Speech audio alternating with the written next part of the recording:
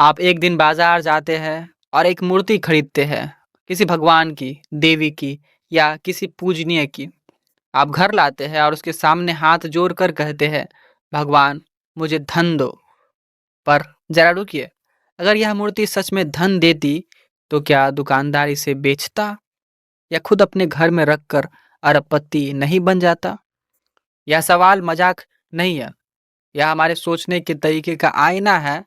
हम अक्सर मान लेते हैं कि किसी चीज की आस्था ही उसका प्रमाण है, पर प्रमाण वह हमें ढूंढना पसंद नहीं।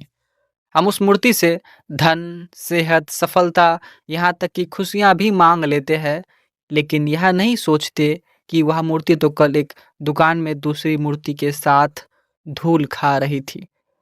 मैं यहाँ नहीं कह रहा कि मूर्ति बुरी है या आस्था व्यर्थ है। आस्था अपने आप में एक सुंदर चीज है। यह हमें सहारा देती है, हिम्मत देती है और कभी-कभी अंधेरे में रोशनी भी। पर सवाल यह है, क्या हम आस्था को तर्क के बिना ही स्वीकार कर लें?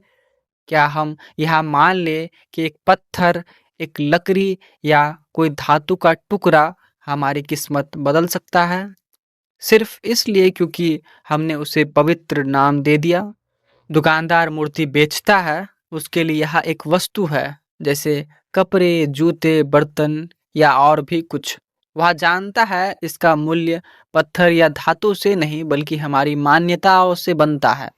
उसके लिए मूर्ति धन तभी लाती है जब कोई ग्राहक उसे खरीद ले, यानी मूर्ति से नहीं बल्कि हमसे। अगर हम गहराई से देखें तो मूर्ति हमें धन नहीं देती, वो तो सिर्फ प्रतीक है। असली शक्ति हमारे प्रयास, हमारे कौशल और हमारे चुनाव में है।